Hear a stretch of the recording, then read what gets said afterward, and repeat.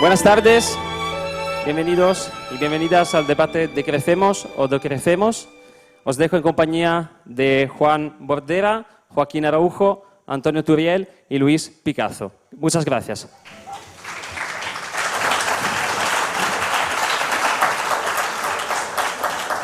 Prototón, simplemente voy a hacer una reflexión sobre cómo yo veo esto del decrecimiento. Ahora se habla mucho de los recursos energéticos, que desde luego es muy grave, pero se está usando también el tema de la guerra de Ucrania, dando la impresión como que estamos en una situación coyuntural, cuando en realidad es una situación estructural, que no va a cambiar por mucho que pase la guerra.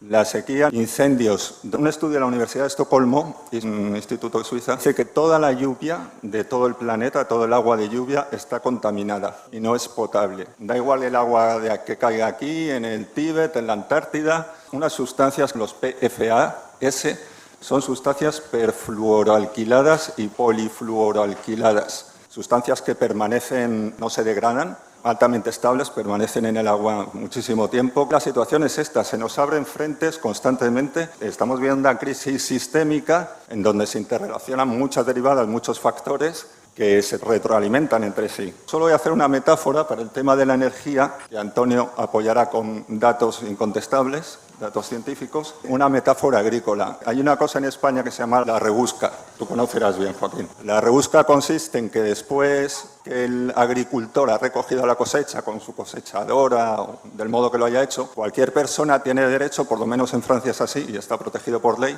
a recoger todo el fruto que ha quedado disperso y que no se ha recogido. Pues bien, en el tema energético, que es del que más se habla ahora, estamos, yo creo, Antonio, que podríamos decir, estamos en la rebusca de la basura energética, recogiendo el fruto más disperso, de peor calidad y de menor rendimiento. Os lo contará Antonio. Pues en este panorama supongo que nadie ha oído hablar de decrecimiento. Cuando pone la tele a los políticos, algunas cosas se oyen, Antonio lo empezamos a ver ya en la televisión, pero entre las medidas que proponen los políticos no hemos oído hablar de decrecimiento. La situación es que pretenden seguir creciendo o no decrecer en una situación en la que el consumo de energía no se puede desacoplar del crecimiento y pretenden seguir sosteniendo una civilización petróleo dependiente, altamente mecanizada, moviendo buques de miles de toneladas para el transporte global, toda la mega maquinaria agrícola, la mega maquinaria minera y seguir construyendo cantidades colosales de hormigón, de acero y asfalto. Eso es lo que se quiere hacer. Seguir con esta idea aplicando las fórmulas viejas que no han funcionado, que son la economía circular de la que hablan ahora,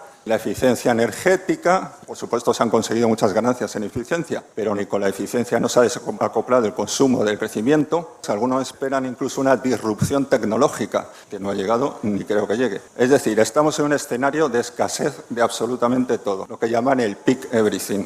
No hablan de decrecimiento, pero todos sabemos que la única manera de intentar solucionar esto o de aminorarlo es dar marcha atrás. Yo creo que esto no es una historia de buenos o malos o de culpables. Creo que simplemente el hombre es un mono inteligente, pero un mono. Alguien habló de un mono averiado, no recuerdo quién. Y como un mono súper inteligente que es, pues ha sabido crear un escenario, un entorno tecnológico para procurar lo que necesita, lo básico para vivir con un esfuerzo mínimo, gracias a la tecnología. Pero además tiene conciencia de su propia muerte. Es consciente de su finitud y esto le provoca también una angustia existencial que hace que tienda a la acaparación. Nos hace acumular siempre más. También tenemos una mente muy adictiva, como los monos. Y eso, con la industria publicitaria que tenemos extremadamente desarrollada por neurofisiólogos y psicólogos, pues nos hace caer muy fácilmente en la desmesura, en el consumo desmesurado, en el tener siempre más, en lo que los griegos llamaban la ibris. La ibris para los griegos era su principal falta moral y hablaba de la arrogancia de los hombres a la hora de transgredir los límites que les imponían los dioses. Esto es lo que nos está pasando. La ibris moderna es la arrogancia del hombre que intenta transgredir los límites que nos impone la naturaleza. Y eso, evidentemente, es imposible. No lo vamos a conseguir. Pero igual que tenemos una inteligencia para hacer, tenemos una inteligencia para deshacer, para deconstruir. Y además tenemos conciencia moral. Y yo creo aquí que es donde el decrecimiento entra en juego. Si habéis visto, supongo la mayoría, la película 2001, Una odisea del espacio,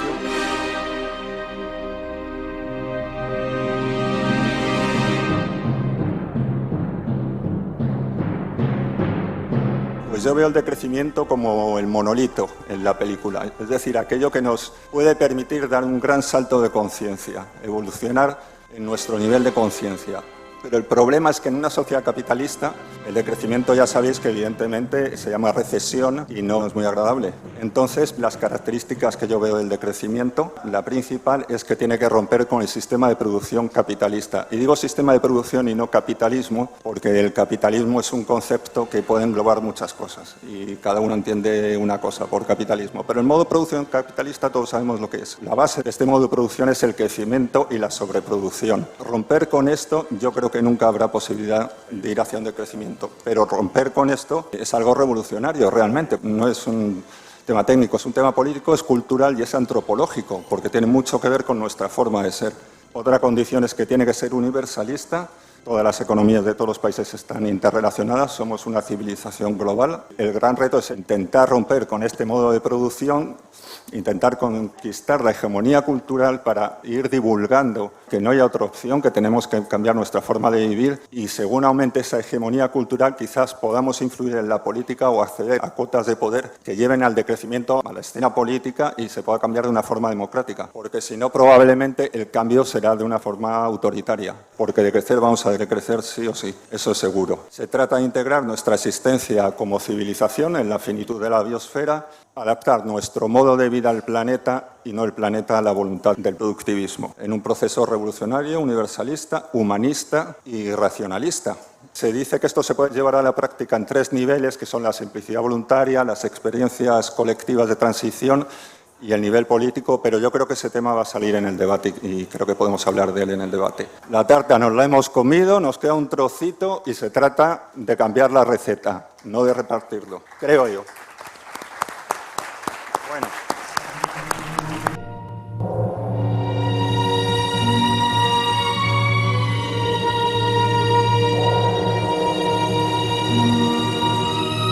A mi derecha tengo a Joaquín Araujo, que lo primero quiero agradecerle, y otras personas como él, como Félix Rodríguez de la Fuente, como Cosme Morillo, que son los que consiguieron que yo estudiara biología y me enamorara de la naturaleza. Es un ecologista pionero en España, es un naturalista, es campesino y plantador de árboles. Este señor ha plantado 26.500 árboles, él solo, que equivale a uno por ahí ha vivido. Espero que te queden muchos años, Joaquín, y acabamos con la deforestación. Entre árbol y árbol ha creado además una gigantesca obra literaria. Ha escrito miles de artículos, ha colaborado en 8 enciclopedias, más de 340 documentales, también ha sido director, realizador. Trabajó los últimos 8 años, si no me equivoco, con Félix en terminar El hombre y la tierra, que es la mejor serie de la historia de la televisión española, reconocida así por la Academia de la Televisión. Ha ganado muchísimos premios, entre ellos el Global 500, que es el más importante a nivel mundial de divulgación medioambiental. Lo han ganado también Jacques Cousteau, Jane Goodall, Joaquín Araujo, y ha ganado 2 veces el Premio Nacional de Medio Ambiente, que es un caso único, nadie lo ha ganado 2 veces. Ha colaborado también con instituciones gubernamentales en las áreas de medio ambiente. Me puedo tirar hasta mañana. Con eso yo creo que es suficiente para que os hagáis la idea de la persona que está aquí. A su derecha está Antonio Turiel y, bueno, Antonio es un tío estupendo que se está dejando la vida en divulgar especialmente la crisis energética y sobre todo la crisis de los combustibles fósiles. Es licenciado en matemáticas, licenciado en ciencias físicas, doctor en física teórica y actualmente trabaja en el CSIC, en el Laboratorio de Ciencias del Mar, ¿no? Os recomiendo sobre todo que visitéis su blog que se llama The Oil Crash, o ponéis Antonio Turiel en internet y os va a aparecer. Este blog es la referencia para mí en español más importante en cuanto al declive de los combustibles fósiles y en cuanto a la crisis energética en general. Y termino con Juan Bordera, es periodista, guionista, escritor y articulista. Escribe en diarios nacionales como Público, El Salto, Contexto, la revista Contexto, Diagonal y también en medios internacionales como Monthly Review o Resilience. Sobre todo yo creo que también le gustaría a Juan que le presentara como activista medioambiental. De hecho, ha vivido unos sucesos bastante desagradables en el Congreso por una acción de protesta que han llevado a cabo con el grupo de Rebelión Científica, del que quiero que luego os comente cómo está el tema. Una cosa bastante lamentable, la verdad. Quiero destacar que Juan ha sido el periodista que ha filtrado el borrador del último informe, el borrador para el grupo 3 del IPCC. El borrador es el informe antes de que se publique, antes de que se cocine y se maquille un poco para que no sea tan duro al público. energético, él lo ha filtrado a medios como The Guardian, Der Spiegel, a CNBC, y ha sido pues un bombazo. Yo creo que el orden que vamos a seguir es que empiece Antonio, después Juan y que termine Joaquín. Ellos más bien con el diagnóstico y Joaquín nos dará esperanza, seguro. Entonces, Antonio, te cedo la palabra. Bueno, yo quería dar un poco de esperanza también. Que para mí es un honor estar aquí, al lado de una persona de referencia como es Joaquín y de un amigo como es Juan, para contaros lo que os voy a contar, que evidentemente pues no es muy agradable, ¿no? Querría empezar haciendo un poco de diagnóstico de la situación actual, ¿no? Más que la situación general. Ya sabemos todos que la producción de los combustibles fósiles del uranio ya está entrando en el proceso de declive, que yo llevo trabajando y anunciando desde hace 12 años y que hay gente que lleva anunciando desde hace 50 y que por la razón que sea pues no se ha querido entender o creer. Y ahora lo que nos está pasando es que el proceso, que ya está en marcha, pues se está acelerando, ¿no? Tenemos una situación en la cual las compañías petroleras están desinvirtiendo muy rápidamente del negocio del petróleo porque lo que queda, le llamamos petróleo a cualquier cosa, pero no todo es lo mismo. Hay sustancias que se están utilizando ahora mismo que efectivamente es la rebusca, ¿no? Los espigadores están buscando realmente la morralla que queda por ahí. No da muy buen rendimiento y lo que nos encontramos es que las petroleras están desinvirtiendo. Desde el año 2014 hasta ahora han reducido aproximadamente un 60% su inversión en búsqueda y puesta en explotación de nuevos yacimientos. Que lo dicen que es por razones ecológicas, pero no es verdad. Es simplemente porque lo que queda no se puede explotar económicamente. Y los efectos se están empezando a notar ya y, como digo, pues no solo pasa con el petróleo, pasa con el carbón, pasa con el uranio y está a punto de pasar con el gas a nivel mundial, pero a nivel de Europa pues ya está pasando. Esto es así. Otra cosa que también es así es que el modelo de transición renovable que se está vendiendo como la gran solución, que en principio era para la lucha contra el cambio climático, abiertamente decimos que es para darnos seguridad energética delante de lo que nos está haciendo Rusia, pero en realidad es de lo que nos está haciendo el mundo, porque el mundo se ve que no es suficientemente grande para las expectativas y límites de la voracidad del incremento del capital. El problema que tienen las renovables es que no pueden dar tanta energía como dan los combustibles fósiles. Y en esto pues hay un debate intensísimo, en el que también, por supuesto, a mí me dicen de todo menos guapo, pero que son cosas que son de sentido común y que además día sí, día también, pues vamos viendo cada vez más informes científicos que van certificando que no hay suficientes materiales, que todos estos sistemas dependen para todos los procesos que intervienen, desde la extracción de los materiales, la elaboración, la instalación, el mantenimiento y el desmantelamiento, pues aquí todo esto se hace con combustibles fósiles y hacerlo con la propia energía renovable que generan estos sistemas no es fácil y a lo mejor incluso no es posible. O si lo hiciéramos y generáramos energía renovable para producir sistemas renovables, quizá nos encontraríamos que perdíamos energía, que en vez de fuentes eran sumideros energéticos, pero que además dependen de un montón de materiales que no son abundantes en el planeta, que también están llegando a sus máximos de producción y que también nos están dando problemas y que en última instancia se dirigen a la producción de electricidad, que la electricidad está muy bien, pero no vale para hacer todo. Y resulta que para poder aprovechar la electricidad tenemos de nuevo que utilizar un montón de materiales que son escasos y cuya extracción es contaminante y crea muchos problemas, y luego encima que resulta que no son eficientes los sistemas que se pueden intentar electrificar. Todo esto se ha discutido de una manera extensísima, ¿no? Habrá gente aquí que me conozca desde hace tiempo, que habrá oído contar todas estas cosas, y al que no lo conozca, pues yo lo que le recomiendo es que básicamente pues consulten el blog, ahí está toda la información, y al que no le apetezca ir al blog, tengo un librito en el que hablamos de estas cosas también, que bueno, que se lo puede comprar si quiere para consultar, ¿no? Con lo cual no me voy a centrar más en discutir esto, porque esto es así, esto es un hecho que ya no se puede dar mucha vuelta, ¿no? Lo que sí que quería hablaros es de cuál es la situación actual, porque lo que estamos viendo es una situación de gran confusión, y además yo creo que esto se refleja en muchas noticias contradictorias que estamos escuchando cada día, ¿no? Un día nos dicen que de repente la energía nuclear y el gas pasan a ser verdes, según la clasificación europea. Al día siguiente nos enteramos de que Europa va a empezar a consumir más carbón del que consumía antes, ¿no? Y todo esto es porque hay unos hijos de Putin que nos están fastidiando, ¿no? Esto en realidad va mucho más lejos. Obviamente la guerra de Ucrania ha acelerado un proceso que ya estaba en marcha, pero si os acordáis, a finales del año pasado la electricidad iba cara, los combustibles iban caros, el gas ya iba caro. Y las empresas tenían los problemas, los cuellos de botella en la cadena de suministro, que por cierto siguen estando ahí, porque en realidad lo que pasa es que falta, entre otras cosas, diésel. Está faltando diésel de una manera exagerada. Esto es una cosa que era previsible, que está asociada al hecho, los motivos, uno, que mucho de lo que se haya dicho petróleo en los últimos años no es petróleo, son mierdecillas varias que aprovechamos como podemos para intentar hacer algo parecido al petróleo y no valen tan bien para hacer diésel. Y la otra cosa es que las compañías petroleras, que están huyendo en masa del negocio del petróleo, porque no hay nada más tímido que $1 millón y 1.000 millones de dólares son súper tímidos, no quieren arriesgarse, pues están dejando de invertir en las refinerías, con lo cual hay un problema de desabastecimiento de diésel global. Es un problema que anticipábamos desde hace muchos años, porque sabíamos que iba a pasar, El pico, el máximo de producción de diésel fue el año 2015, del año 2018 empezó a bajar, ha caído ya un 15% hasta el año 2021 y seguramente este año ha caído más. Y si levantáramos un poco el hocico de las noticias que vemos que está pasando en Europa, que ya es grave lo que está pasando en Europa, veríamos que en todo el mundo se están multiplicando las protestas por falta de diésel, falta de electricidad, falta de alimentos, hasta unos extremos exagerados. Hay países como Sri Lanka que prácticamente han colapsado, aparte de los tradicionalmente colapsados como Líbano, que tampoco le hemos prestado mucha atención, o otros que están machacados por guerras que a nadie le interesan, como Yemen, o Somalia, o Sudán del Sur. Pero aparte de esto están empezando a caer países que eran un poco inesperados. El primero es Sri Lanka, luego tenemos Laos, luego tenemos Pakistán, que es un país de 220 millones de habitantes, en el que falta de todo ahora mismo, que dicen que está al borde de la guerra civil, y es un país con armas atómicas. Así que yo creo que es una situación bastante preocupante.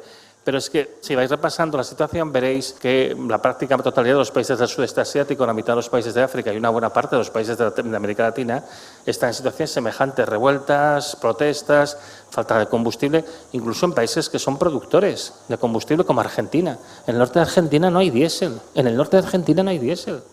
En Venezuela se está empezando a racionar. En México han tenido que quitarle los subsidios a la gasolina, sobre todo porque venía toda la gente de Estados Unidos a cargar el depósito allí. En Estados Unidos tienen problemas para mantener el abastecimiento de diésel. O sea, están pasando unas cosas que son increíbles. Y en Europa, en el norte de Alemania no hay diésel actualmente. Lo tienen que traer desde el sur, pero esto no va a salir en las noticias. En Austria están tirando de las reservas estatales, se han quedado sin diésel y está afectando también a Croacia. Y en el Reino Unido están empezando a tomar medidas para disminuir el consumo de petróleo. Y mientras aquí discutimos de si, hombre, no me gusta que cierren las luces de los expositores, de los comercios durante la noche, o la Puerta de Alcalá está más bonita si está a toda luz, resulta que en Suiza, están hablando de que este invierno seguramente van a hacer cortes de luz rotatorios de 4 horas en las distintas zonas del país para hacerle frente a la falta de electricidad. Y esta medida se está empezando a discutir también en otros países. Hace 2 días teníamos la noticia de que, según las estimaciones de los precios de la electricidad, para este mismo invierno, para de aquí a unos meses, 2/3 de la población del Reino Unido no podrán pagar sus facturas. Simplemente el precio que se va a poner. El precio del megavatio hora a futuros en Francia ahora mismo es de 1.000 euros. 1.000 puñeteros euros. Aquí pusimos el grito en el cielo cuando llegamos a 200. Ahí están hablando de 1.000. Francia, que era tan maja y iba tan bien con su energía nuclear, tiene 29 de sus 57 centrales nucleares paradas porque han encontrado un defecto de corrosión y creo que lo que no encuentran también es uranio. Pero bueno, eso lo vamos a dejar aparte. Tenemos una crisis monumental de energía, de diésel, de alimentos, en una situación además de sequía generalizada en todo el planeta. Yo esto de la sequía, aparte de que, bueno, pues está en el norte de Castilla, yo soy de León y he estado por allí, la gente me ha contado, y un profesor de la Universidad de Salamanca, que es amigo mío y que trabaja estos temas, que ha habido unas pérdidas muy importantes en la producción de cereales que llegan al 40% y más en algunas especies que se cultivan, pero es un problema generalizado a nivel de todo el planeta, estamos teniendo un problema muy serio. Tenemos que empezar a pensar qué tipo de agricultura vamos a hacer en una situación que creo que cada vez más podemos estar de acuerdo que es de cambio climático. Yo estoy asustado, porque no es para menos. En mi instituto estamos muy asustados al ver la temperatura media de la superficie del mar Mediterráneo este año. Porque tenemos que en Barcelona la temperatura típica en verano en estas épocas era de 24 grados y este año está a 29 grados y pico.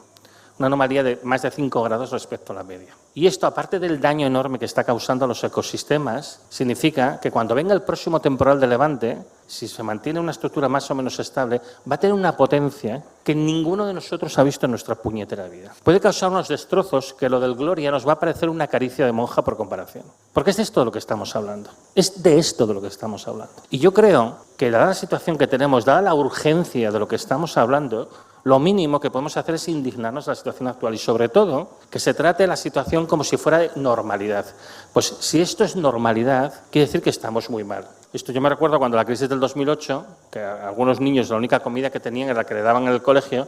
Si tú encuentras que es normal que el hijo de tu vecino no tenga para comer, no hay nada sano en estar bien adaptado a una sociedad profundamente enferma. Tenemos que indignarnos delante de la situación que hay. Tenemos que indignarnos y tenemos que comprender que tenemos que salir de este atolladero. Nos hemos metido en un lío muy chungo. Nos hemos ido a enfrentar con el chico más malo de todo el colegio. Y viene con todos sus amigotes. Y nos van a dar una paliza que no nos vamos a encontrar la cara. Y seguimos aquí como si no pasase nada. Pues sí, pasa y pasa mucho. Ante esto hay gente que dice, bueno, pero ¿qué quieres hacer? No hay alternativa. Mentira podrida. Claro que hay alternativa. No es que la única solución son las renovables y tú dices que no funcionan. Claro que la solución son las renovables. Lo que no es la solución es este sistema masivo que se pretende implantar de un montón de sistemas de renovables eléctricas para producir una electricidad que no se consume de esa manera, utilizando dos materiales que también son escasos. No es eso lo que tenemos que hacer. ¿Y qué es lo que tenemos que hacer? Lo primero que tenemos que hacer es decrecer, obviamente. Sobre todo en países como nuestro, países que son opulentos.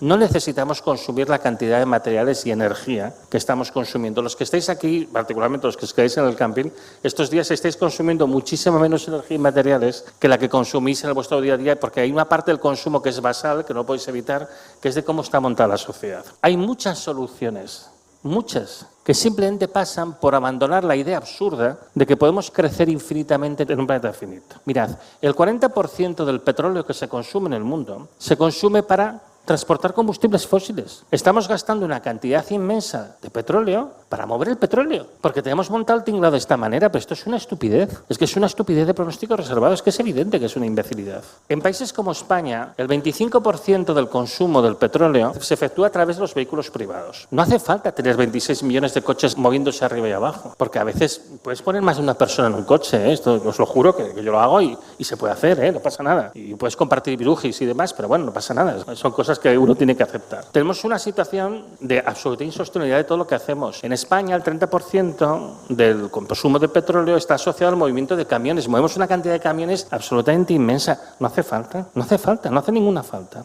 Simplemente yendo a un consumo de localidad, simplemente yendo a una gestión mucho más eficaz de los recursos, particularmente del agua, simplemente evitando desplazamientos inútiles, simplemente dejando de plastificarlo todo, que además causa un problema ambiental absolutamente impresionante, simplemente haciendo cosas que yo he visto cuando yo era niño, porque yo nací en el año 70, simplemente haciendo las cosas como se hacían entonces, y os juro, no se vivía tan mal. Simplemente haciendo esto, el consumo de energía de España caería a la tercera parte de lo que es ahora mismo. Entonces, quienes dicen es que no podemos hacer nada, os mienten. Es que esto está así, os mienten. Si profundizas un poco más te dirán, claro, es que si hacemos lo que tú dices, entonces el PIB se va a reducir un montón. Digo, claro, por supuesto que sí. ¿Pero qué es el PIB? Es el Producto Interior Bruto. Es decir, todo lo que se ha movido en España en un año. El valor monetario de todo lo que se ha producido en un territorio en un determinado periodo de tiempo. Como dice mi padre, que por cierto es economista, lo que realmente debería ser importante es el Producto Interior Neto, que no es todo lo que se ha movido, sino todo lo que se ha movido menos todo lo que se ha perdido y desgastado. Pero aquí lo único que importa es el movimiento. Porque desde el punto de vista de inversión del capital lo que importa es que las cosas se muevan. Porque quieren que generes beneficios, porque quieren que generes intereses. Y si tú tienes a un tío que va por una pala abriendo una zanja y otro detrás que la va cerrando, es fantástico, porque tienes 2 veces el mismo trabajo, puedes facturar 2 veces, ¿ves qué bien? Pero el Producto Interior Neto de esa actividad es 0. Lo que está pasando aquí es que lo que nos está importando es el movimiento, aunque sea a ninguna parte. Y por desgracia el movimiento que tenemos no es un movimiento a ninguna parte, es un movimiento hacia el abismo. Podemos cambiar. Desde el punto de vista técnico, os diré más, facilísimo cambiar. Podemos consumir muchísimo menos de lo que consumimos. Tenemos conocimientos para hacer una electrónica virtualmente indestructible, virtualmente eterna. Y sin embargo, los circuitos eléctricos se diseñan para que el condensador C439, que está arriba en la placa a la derecha, pete al 1,5 años. ¿Y esto se hace así? Es que esto se hace así. Yo trabajo para la Agencia Espacial Europea. Los circuitos de las cosas que enviamos al espacio, que están sometidos a un montón de radiación en situaciones muy jodidas, duran décadas y no tienen el más mínimo problema. Pero lo que hacemos en la Tierra, curiosamente, lo hacemos para que se reviente a no sé cuánto tiempo. Bueno, acabo. Contrariamente a lo que se dice, se puede hacer mucho mejor desde el punto de vista técnico. El problema no es técnico, es un problema social. Necesitamos cambiar nuestro sistema económico y social. Y ahora os dejo a Juan que os lo explique. En Radio 3. El bosque habitado. En Radio 3. Antonio, lo de que éramos amigos hasta ahora, menudo marrón de pregunta. A ver, lo primero, gracias a la organización del festival, a todos y a todas por estar aquí y felicitaciones por lo que es el festival, por lo que es el foro y por la pregunta de este debate, porque parece que no es una pregunta lo de decrecemos o decrecemos, pero sí que hay una disyuntiva ahí. Es decir, hay 2 formas de decrecer.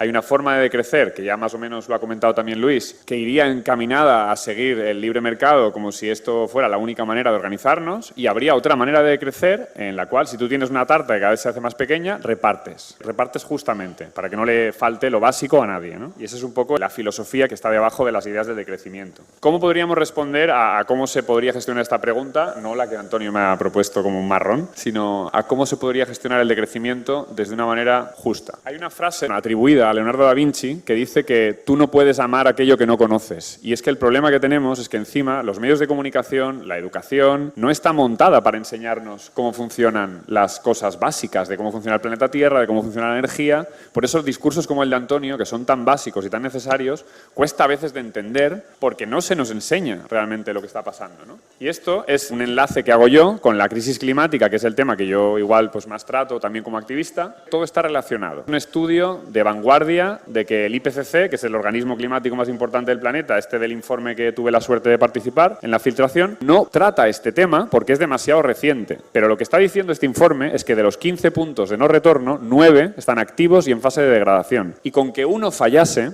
ya sería un desastre, porque es como un cuerpo humano. Al final la metáfora es un poco también, si queréis, exagerada, pero al final es como un organismo cerrado. Es decir, si te falla Groenlandia, te va a acabar fallando porque la corriente termoalina depende de la salinidad y la temperatura, la corriente. Esto hará que llueva menos en el Amazonas, que ya emite más carbono del que es capaz de absorber. Y al final todo este circuito, con que falle un órgano con tu cuerpo, con que te falle el hígado, te va a acabar fallando el riñón, y así os podéis imaginar cuál es el diagnóstico. De hecho, algunas veces se nos llama a los que avisamos de estas cosas colapsistas o catastrofistas, ¿no? Que es el colmo de la hipocresía, porque precisamente lo que estamos intentando es evitar lo que se nos acusa de, ¿no? Y tú a un bombero no le dirías incendista, o a un médico no le dirías cancerista porque diagnostique un problema, ¿no? Y ante esto hay una cosa que sí que creo que es importante contar, y es que no va a venir nadie a salvarnos. Es decir, el IPCC, el organismo climático más importante del planeta, está, y lo puede certificar cualquiera que se haya visto el informe, cooptado en parte por los lobbies de los combustibles fósiles. La COP26 en Glasgow, que yo tuve la suerte también de estar ahí cubriéndola, la mayor delegación, si hubiera habido un país, habría sido la de los combustibles fósiles, con 10 delegados más que la de Brasil, que era la segunda. Y, por supuesto, el periodismo está en una crisis tremenda porque depende de financiación, de al final 5 grandes consejos de administración en España controlan el 80% de lo que vemos, oímos o leemos, y así, pues bueno, hasta los propios periodistas tienen que ir con mucho cuidado de qué cosas publican porque es que les quitan el sustento, ¿no? Y entonces esto nos sitúa un poco en un laberinto que yo creo que es un poco doble, ¿no? Por un lado está el tema de la crisis climática, por el otro lado la crisis energética que ha comentado Antonio, y ante esto la salida al laberinto que se le ocurre a la mayoría de las mentes de los partidos políticos, incluso hasta de la ideología de cualquiera, es el tecnooptimismo, es seguir creciendo, seguir usando recetas tecnológicas que son justo las que han creado el marco mental que nos ha llevado a esta situación, pues como el hidrógeno verde, la captura y secuestro de carbono y demás, ¿no? Pues quizá no, quizá lo que tenemos que hacer es salirnos precisamente de ese marco de pensamiento y buscar una manera que no ponga la tecnología, digamos, como una manera de salvarnos, sino simplemente como una manera de transicionar a algo que sea más estable y que se pueda sostener. Porque ahí hay una metáfora igual que mitológicamente es muy válida, ¿no? La de Ícaro. A Ícaro al final le construías unas alas y lo que pasaba, que ya sabéis, ¿no? El spoiler de cómo acaba la historia, pues estamos en esa situación, un poco somos Ícaro nosotros, ¿no? Nos queremos ir a Marte, queremos hacer minería espacial y traer recursos infinitos de no sé qué asteroide, cuando no sabemos ni cómo gestionar el garantizarle el agua potable a la gente en la Tierra, ¿no? Esa es un poco la situación que tenemos. ¿Con qué podríamos salir del laberinto? Ahora sí que llegamos a la parte del marrón. Yo creo que hay dos jugadas que son básicas, y son la democratización y la desobediencia civil. Es decir, históricamente hablando, la desobediencia civil ha sido la manera mediante la cual se han conseguido los mayores derechos que estamos gozando ahora mismo. La jornada de 8 horas, el voto de la mujer, la igualdad, pues bueno, problemas como el apartheid o la crisis que había en Estados Unidos con los afroamericanos. Todos estos procesos necesitan una ciudadanía activa que se ponga a luchar en la calle, aunque sea a veces difícil, es necesario hacer esto.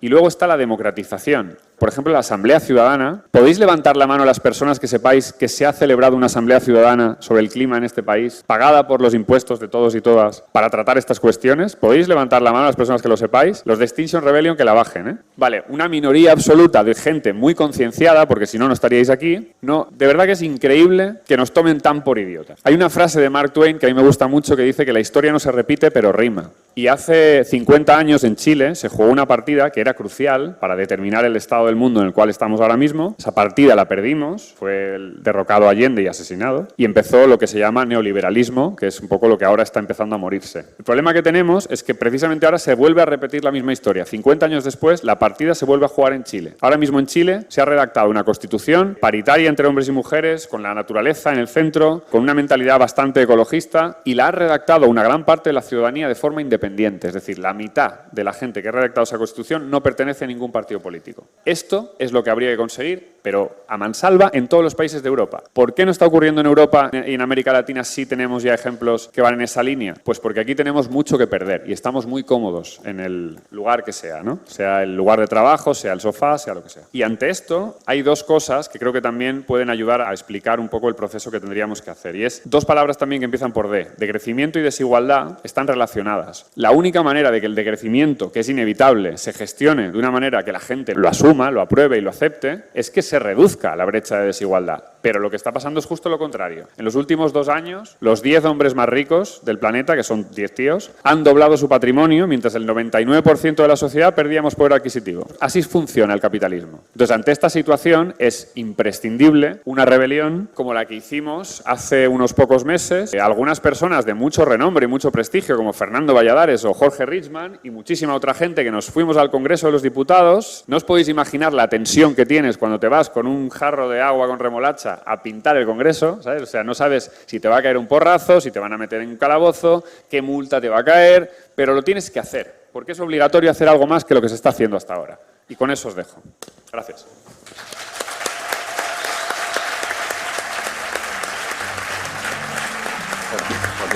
Sí. Erras tú. Ante todo, mi enhorabuena. Cabe la posibilidad de que veáis el fin de una civilización. Y es un gran espectáculo, sin duda. Por supuesto, no os lo deseo, sino a lo mejor tenéis esa posibilidad, entre otras cosas porque el uso del tiempo se ha convertido en otra de las extraordinarias tiranías del presente. Afortunadamente nadie sabe si hace ya mucho tiempo que es demasiado tarde o si mañana se acabara el mundo, hoy también volvería a plantar un árbol. Nadie sabe. Y esto también es para felicitarnos. Estamos en una situación en la que podemos perfectamente considerar que estamos en un recinto cerrado. Esto es un juego, no más, literario, si queréis, metafórico, y que de una forma bastante criminal los poderes de este mundo han decidido no abrir las puertas de emergencia. Existen, nos lo acaban de dejar rotundamente claro,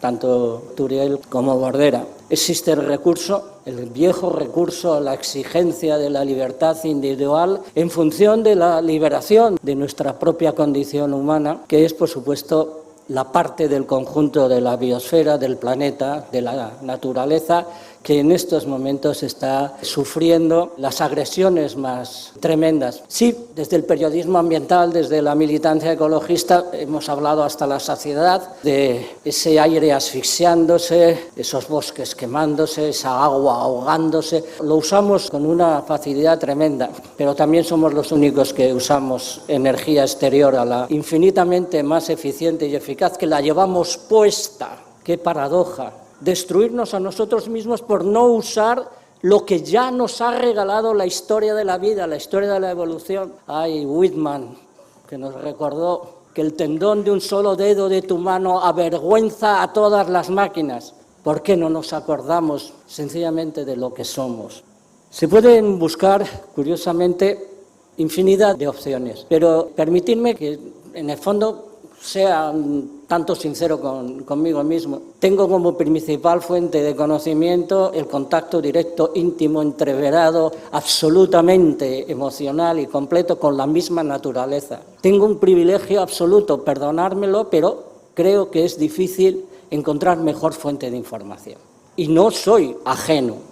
Soy lector compulsivo, trabajo en los medios de comunicación y militante desde hace 54 años en esto que estamos resumiendo aquí. Por tanto, tengo que felicitaros también porque encontrarse con un lema como el que ampara este encuentro, debemos cambiar, no es la norma tampoco. Miren ustedes, si hacemos un análisis desde la filosofía moral, nos han atrapado en aquello de desactivar Cualquier convencimiento vinculado a la posibilidad de cambio, sacralizado por la frase más horrenda de la historia de la humanidad y que curiosamente es la más repetida. Esto es lo que hay. Joderos, porque esto es lo que hay. Bueno, pues hay mucho, muchísimo más. Somos la insignificancia más absoluta dentro de lo que es el conjunto de la biosfera. Y reconociendo esa significancia, empezamos a cambiar precisamente las cosas. Y si tenemos un poquito de elemental exigencia, no hay proceso de rectificación moral,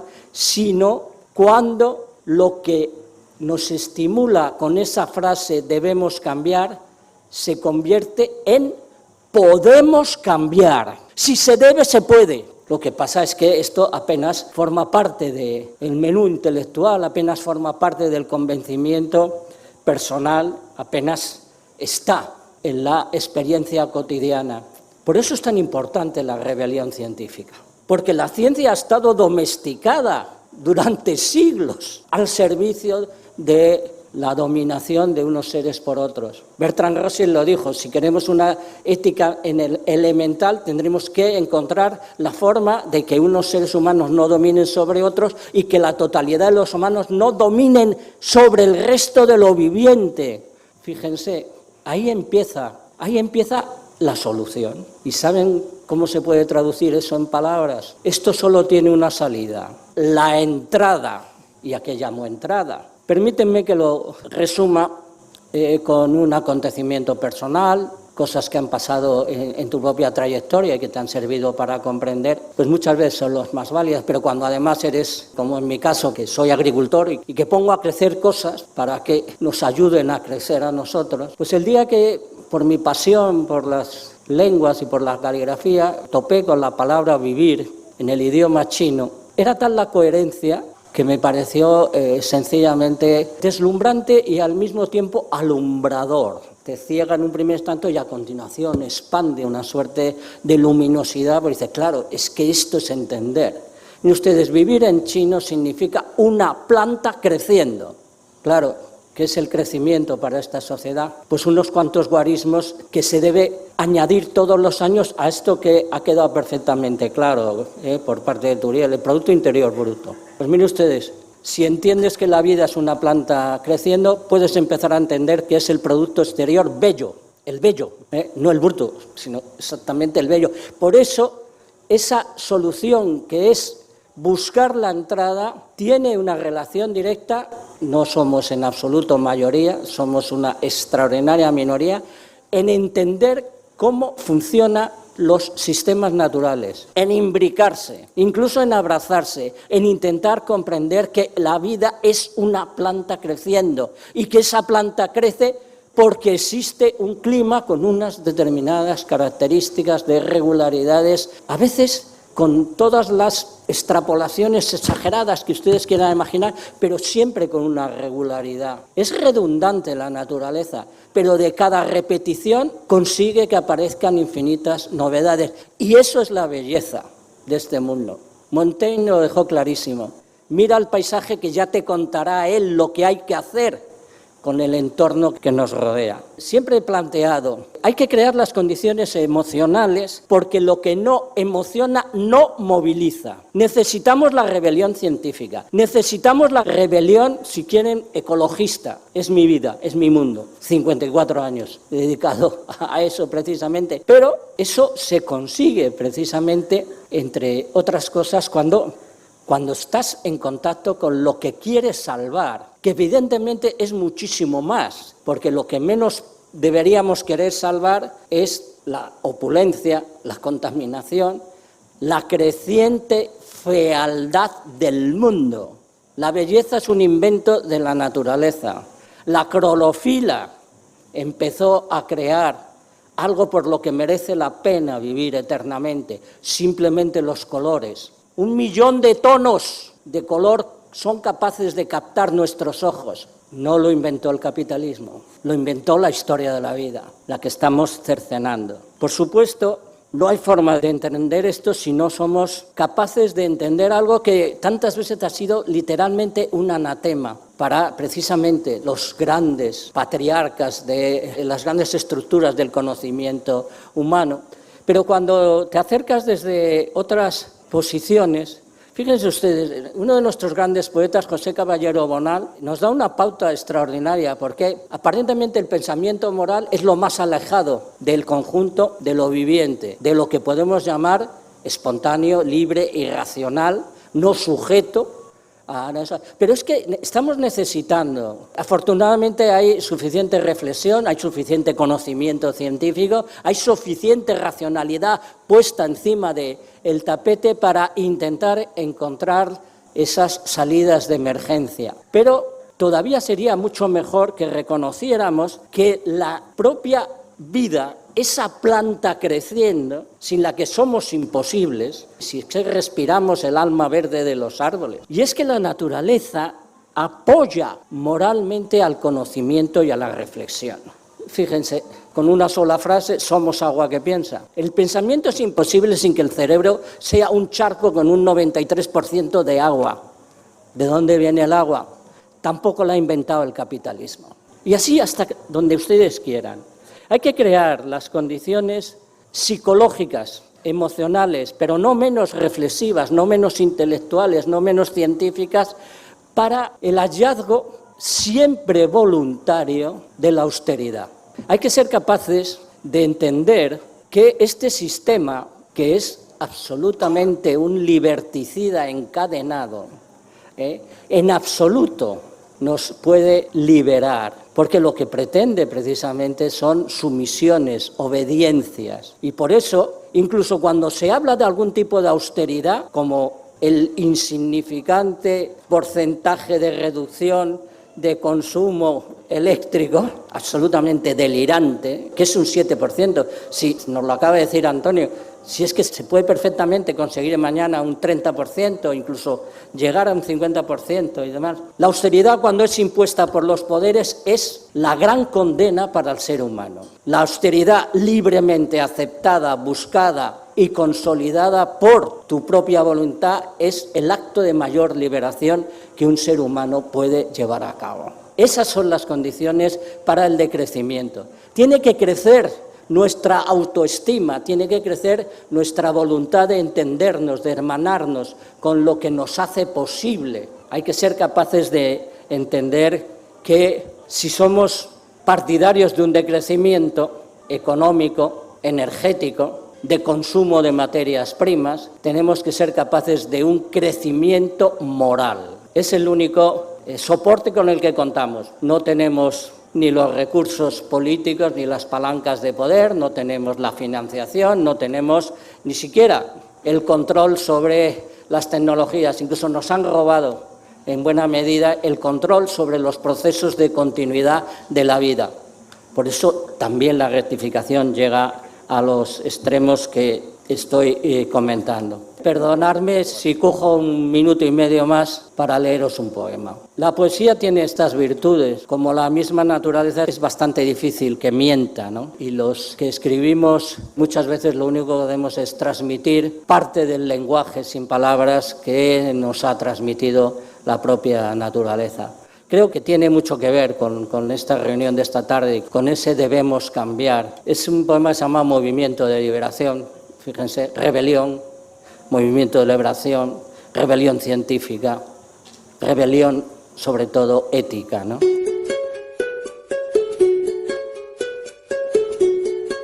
Nuestro pacto con la natura intenta liberar al tiempo de la lela prisa, liberar al espacio, al territorio de la asesina comodidad, a la vida de los venenos de la acumulación, al silencio de los roedores ruidos.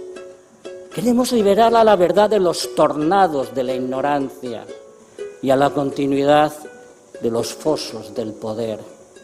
Queremos liberar a la levedad del amontonamiento de los muchos y a la belleza de la ortopédica arrogancia de las máquinas, esas feas hordas que han esclavizado a demasiados.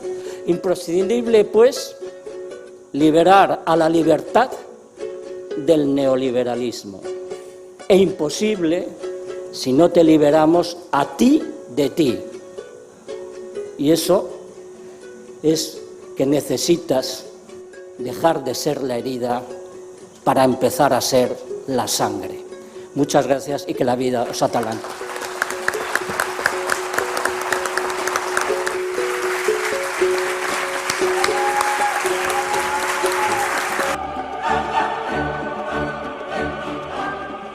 Yo hay una frase que a mí me persigue mucho también de un poeta, Hölderlin, que dice que allí donde está el peligro crece también lo que salva. Es decir, que si vemos que el peligro que tenemos es el que es que el sistema es biocida, ecocida, genocida, todos los cidas que le queramos poner, la frase clásica de que lo malo siempre ocurre no por la maldad de los malvados, sino por la indiferencia de los buenos. Es decir, lo que tendríamos que estar haciendo es habernos organizado desde hace muchísimo tiempo y no es tan complicado. Lo que es difícil, por ejemplo, yo que viví el 15M muy a flor de piel, desde el primer día, el 15M surgió porque había muchos movimientos que estaban trabajando en su campo concreto, ATAC, la PA, No les votes, Democracia Real Ya, Juventud sin Futuro, y cada uno estaba haciendo su camino. Y un día encontraron una excusa con la que ponerse de acuerdo. Pues eso es lo que necesitamos, una excusa. A ver cuándo la encontramos.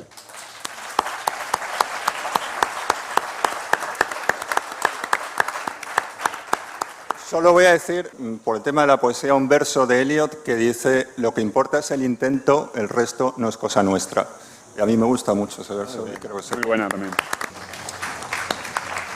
Hay un estudio, además, que demuestra que la desigualdad económica es la principal causa de colapso de una civilización. No le ha pasado a una, no le ha pasado a dos, le ha pasado a 26 antes que a la nuestra, que no tiene por qué pasarnos, pero indudablemente cualquier guía pasaría por reducir la desigualdad económica de una manera radical. Es decir, lo que no puede ser es que estemos en un sistema como el que tenemos y ni siquiera nos planteemos que es injusto y que hay que protestar, y que eso no puede ser así. Es decir, no puede haber una gran parte de la población sin suministro básico de alimentos, sin suministro básico de agua, y una parte de la población viviendo, pues eso. Entonces, eso es lo principal para la guía, ¿no? Es decir, luego hay una cosa también que se ha comentado varias veces en los libros de decrecimiento, que es la palabra pluriverso. No hay una guía que valga ni siquiera para la transición energética. Para Galicia y para Canarias eran cosas diferentes. Para España y para Camerún, pues por supuesto también. Entonces, hay guías que se pueden hacer, digamos, acotadas al territorio al cual se dirigen. Que eso también hay que tenerlo porque siempre se puede pedir la receta mágica, pero la receta mágica no existe. Si la supiésemos, obviamente la habría alguien puesto a funcionar, ¿no?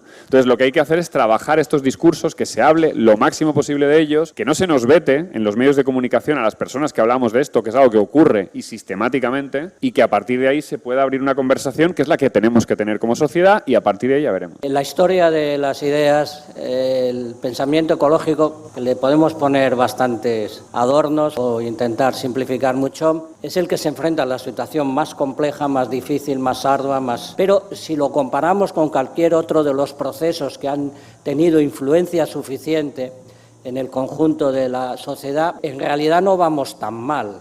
Sí, unos 50 años llevamos planteando las cosas, pero, y también te lo digo como periodista, yo en los años 90 me parecía imposible que ahora mismo exista Bordera y exista Turiel. Oh, qué maravilla. Así de claro. Y aquí están, que algo hemos ganado, ¿no? Hola, no es una pregunta, Luis, concretamente es más bien a decirte que cuando empezamos aquí esta tarde, sois 4 tíos ahí sobre el escenario, muy ilustres, y tú empezaste a hablar hablando de hombres, ¿no? Hombre de la tierra y el hombre como el mono inteligente. Yo no me identifico con ningún mono inteligente, soy mujer, no me identifico con Putin, ni con el otro, ni con el OTAN, ni con las grandes empresas que están llevándonos al abismo. Yo soy mujer. Y somos 52% de la población mundial y yo creo que es importante pensar dónde estamos en todo este tinglao.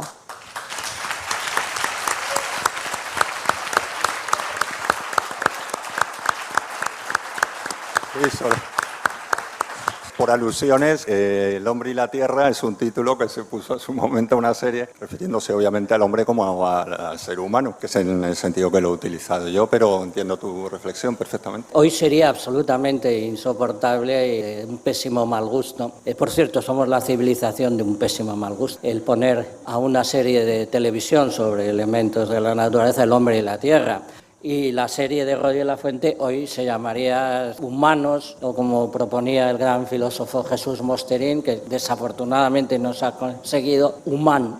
la palabra humano. Querría añadir una pequeña cosa y es, en esta mesa somos 4 hombres y eso tampoco está bien. Entonces, uno de los problemas que yo vengo observando hace muchos tiempos, leí una vez un artículo magistral que explicaba esto, ¿no? Es muy típico que las mujeres están tan acostumbradas a callar sus propias opiniones y esto me pasa a mí, yo tengo mi equipo de trabajo, son todo mujeres, todas mis compañeras son mujeres, las he contratado yo todas y todas son mujeres, porque más de hecho funcionan muy bien, son muy buenas ellas. Y muchas veces empiezan diciendo, no sé si lo que voy a decir ahora es una tontería, yo le digo, mira, yo soy un hombre y todo el rato digo tonterías y no pido permiso para decirlas. Entonces, por favor, dilas sin pedir permiso. Necesitamos también que las mujeres en algunos aspectos den un paso adelante y necesitamos ayudarlas porque evidentemente somos nosotros quienes hacemos el tapón. Y lo que también sería bastante idóneo es que aquí hubiera 2 mujeres y 2 hombres, que no ha sido así y esperemos que el futuro pueda ser así. Una cosa que creo que es fundamental es que muchas veces se culpa al capitalismo y es verdad que nos olvidamos del patriarcado. El patriarcado está ahí, es decir, lo tenemos que reconocer y si el mundo está como está, precisamente es porque igual lo hemos gestionado muy mal los que lo hemos gestionado desde el poder. O sea que eso está, yo creo que asumido. Lo que pasa que es verdad que cuesta cambiar y que cuesta deconstruirse y que es un trabajo que va a requerir mucho esfuerzo y mucha paciencia también por parte de vosotras. Se puede ser un poco más contundente. La catástrofe climática es la consecuencia de un machismo arrogante y supremacista.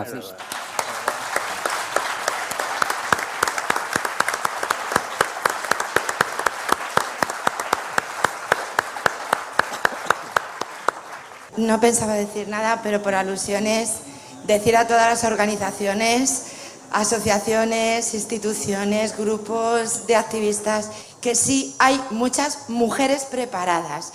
Y yo, que llevo un programa de radio, que me enfrenté a ese problema hace 10 años, era que yo las desconocía, no era problema de ellas. Tienen sus discursos muy bien hechos, están ahí, están escribiendo desde hace muchísimo tiempo, están preparadísimas y es problema de las organizaciones no buscarlas y ponerlas ahí. Ya no es un problema de que nosotras no hablemos, ya no es ese problema. Hemos pasado esa etapa, os lo aseguro, llevo 10 años practicándolo. Entonces hay mujeres por todas partes, expertas en todo. Por favor, si no las conocéis, llamad a los que sí las conocemos y os damos los teléfonos, ¿vale?